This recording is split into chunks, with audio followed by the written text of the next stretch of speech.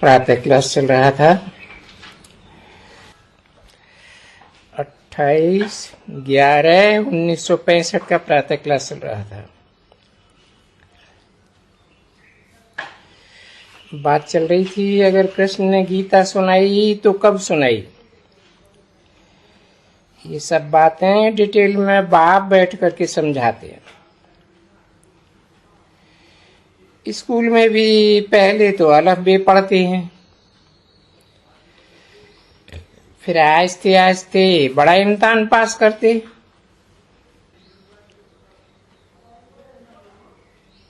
पिछाड़ी की पढ़ाई और पहले अलफ बे की पढ़ाई में कितना फर्क है।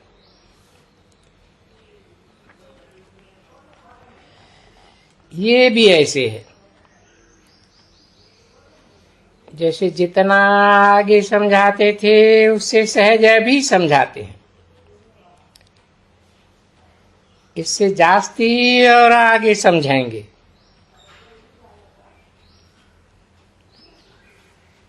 कोई भी आ जाते हैं नए तो उनको समझाया जाता है। पहले तो फार्म भराया जाता है, फिर समझाया जाता है बाप के साथ क्या संबंध है।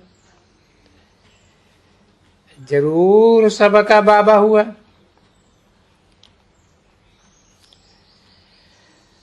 परंतु इन बातों को समझने वाले ही अच्छी रीति समझेंगे।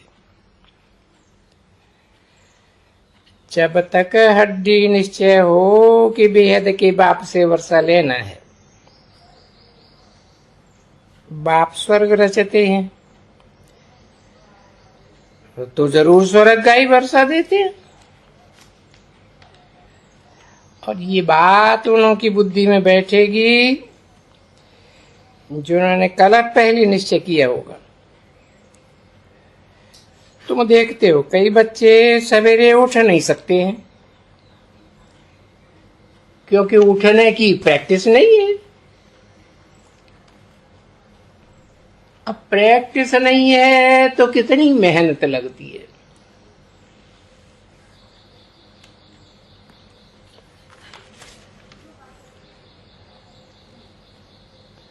अट्ठाईस 11/1965 की प्रातः क्लास का 6ठा पेज चल रहा है।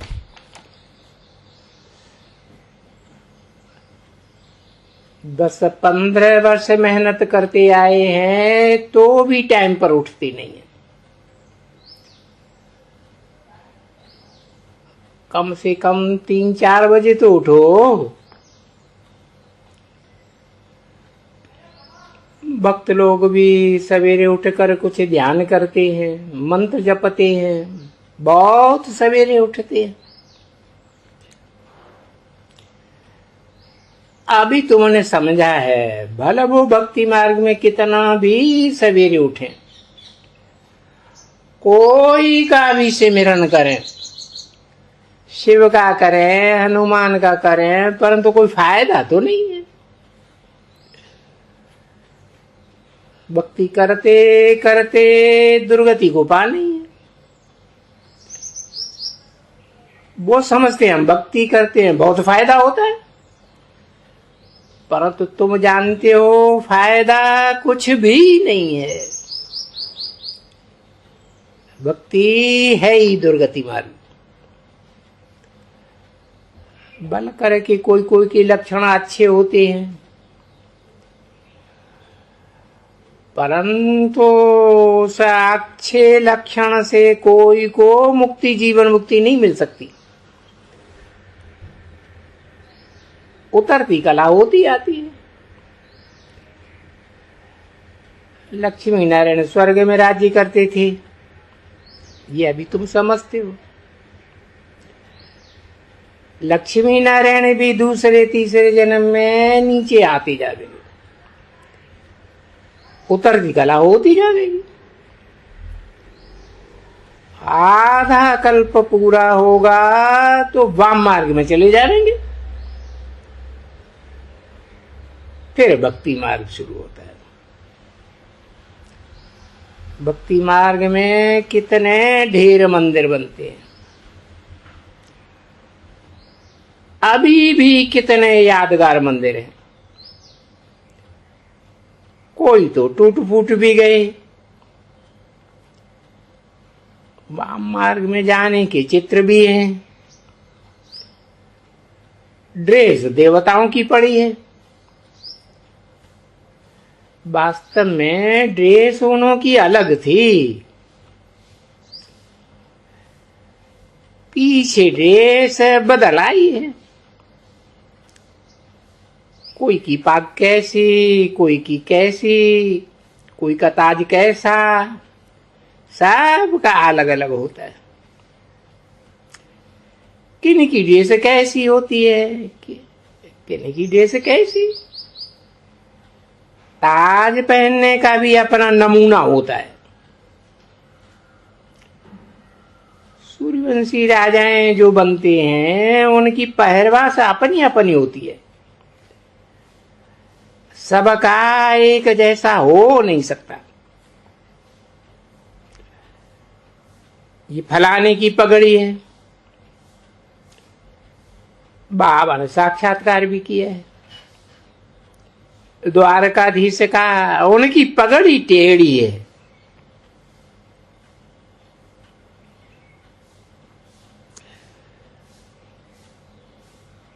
टेढ़ी पगड़ी थी। अब ये सारा ड्रामा बना हुआ है। आदि से अंत तक जो कुछ हो रहा है ये ड्रामा फिर भी ऐसे ही होगा। फिर वाम मार्ग में जाएंगे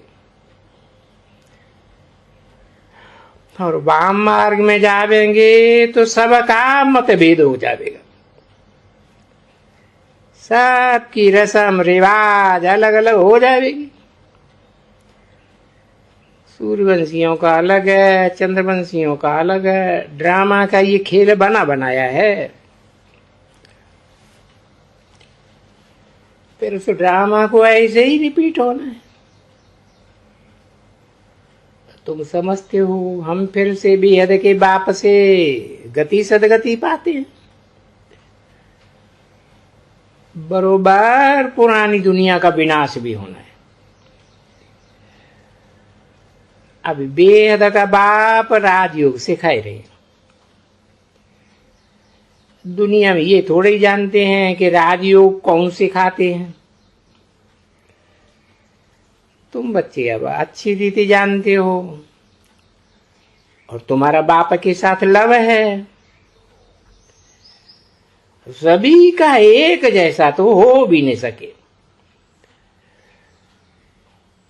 अज्ञान काल में भी सबका लव एक जैसा तो होता नहीं है। कई बच्चे तो लोभवश कहेंगे, ऐसे कहेंगे कहां बाप मर जाए तो हमको प्रॉपर्टी मिले। अब यहां शिव बाबा को तो शरीर है नहीं। बाबा तो अविनाशी है और ये लोन पर लिया हुआ है। तुम जानते हो हमने पूरे 84 जन्म लिए। बाबा तो पुनर्जन्म नहीं लेते हैं। इस शरीर में प्रवेश करके आते हैं क्योंकि विख से पैदा होते हैं। तो बाप फिर भी कल पहले मुआफिक कहते हैं मैं साधारण तन में प्रवेश करता हूं। जरूर अनुभवी रहता होगा ना। कोई बहुत अच्छे एक्टर्स होते हैं तो उनको इनाम भी अच्छा मिलता है। ऐसा ये भी बाप का रथ गाया हुआ है। ब्रह्मा द्वारा स्थापना।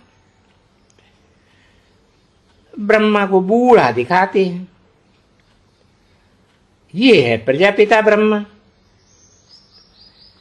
विष्णु और शंकर का रूप ही अलग है।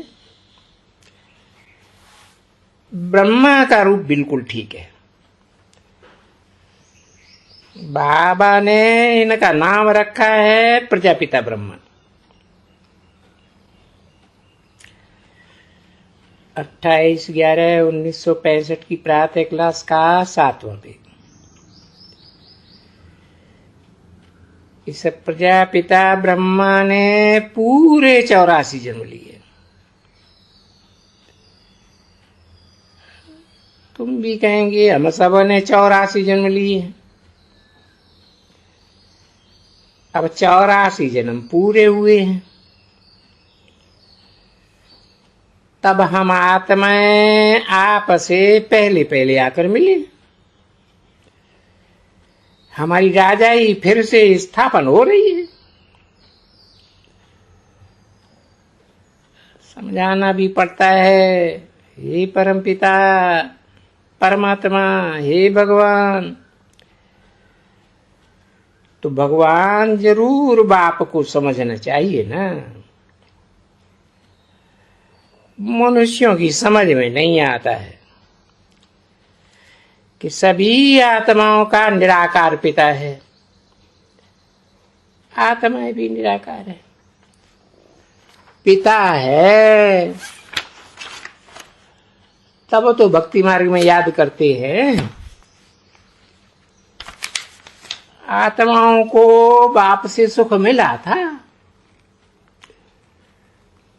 जब दुख में भगवान को याद करते हैं, तुम जानते हो हम आधा कल्प याद करते आए। शुरू में सोमनाथ का मंदिर बनता है तो जरूर बाप को ही याद करेंगे। जानते हैं ये बाप का मंदिर है। पहले पहले बाप ही ठहरा। बाप ने ही वर्षा दिया है, इसलिए पहले उनका मंदिर बना है। तुम अभी बाप के वारिस बने हो। बाप विश्व का रचयिता है ना।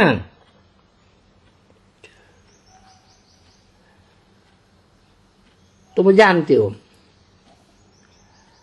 हम पहले पहले भक्त शिव के बनते हैं। सबकी सरगति करने वाला वो है। वर्षा तो उनसे ही मिलता है। बाकी जो भी है उन्होंने क्या किया, हम उनकी पूजा क्यों करते हैं? वो तो 84 जन्म लेते हैं। परंतु ये भक्ति भी बेविचारी होनी ही है।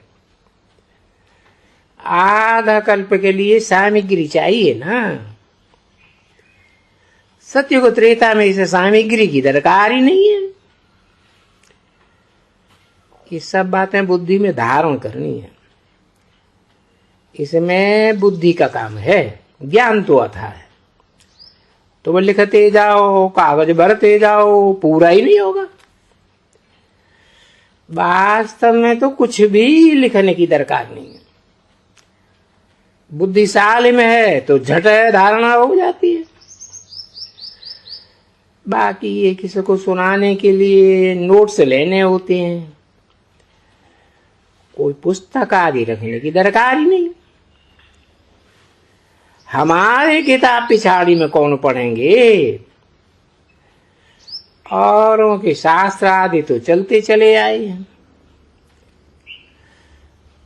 पढ़ने वाले हैं, तुमको तो पढ़ना नहीं है। प्रारब्ध मिल गई, आधा कल्प कोई शास्त्र आदि की बात ही नहीं रहती। ये ज्ञान ही प्राय लोप हो जाता है। शास्त्र सब खत्म हो जाते हैं। पहले पहले किसी को समझाना ये है कि तुम्हारे 2 बाप हैं। जिस्मानी बाप तो है, तुम उस बाप को याद करते रहते हो। गाया भी जाता है, सुख में सुमिरन सब करें।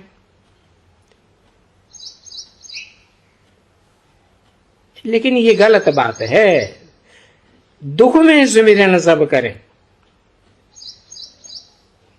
ये ठीक है, भारत की बात है। बाप भी भारत में आते हैं। अब शिव जयंती आती है, तुम कहेंगे हम अपने बाप का फलाना जन्मदिन मनाते हैं। योग बल से हम स्वर्ग का वर्षा ले रहे हैं। कितने समय से ले रहे हैं? बहुत बच्चे कहते हैं हम 2 बरस के हैं, 6 बरस के हैं। तो तुम भी अपना जन्मदिन मनाओ ना। विकारी जन्मदिन मनाते हो, निर्विकारी क्यों नहीं? ये तो मनाना चाहिए।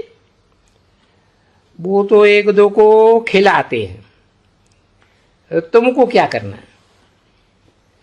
है? शिव बाबा को भी लिखेंगे त्रिमूर्ति शिव का फलाना जन्म मनाए रहे हैं, भला कोई पूछे।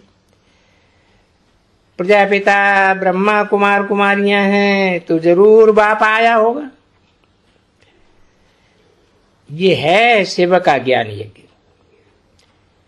ब्राह्मण जरूर चाहिए। पहले ब्राह्मण बनाते हैं। ब्रह्मा कहां से आया? ब्रह्मा को अडॉप्ट किया।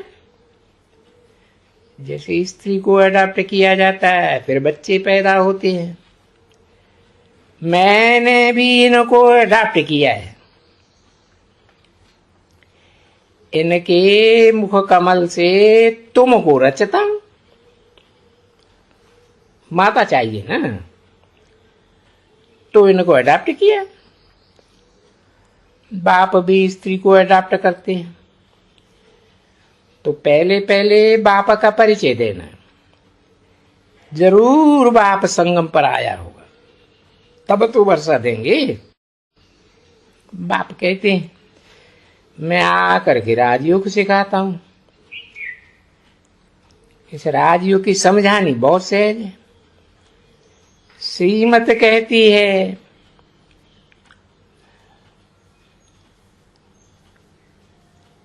मनमना भव। याद से तुम सदैव निरोगी बनेंगे। याद से तुम काल पर विजय पाते हो। इस ज्ञान और योग से हेल्थ वेल्थ दोनों मिलती है। देवताओं को योगी कहा जाता है। यहां तो सब हैं भोगी। वो योगेश्वर और वो भोगेश्वर। वास्तव में ईश्वर कोई भोगी नहीं बनाते। वो भोगी तो रावण बनाते हैं। हम बनते हैं ईश्वरी योगेश्वर, फिर बनेंगे आसुरी भोगेश्वर। ये रावण भी कोई कम थोड़े ही है। आधा कल्प उनका राज्य चलता है। वो निर्विकारी और वो विकारी। हम निर्विकारी थे, फिर विकारी बनते हैं।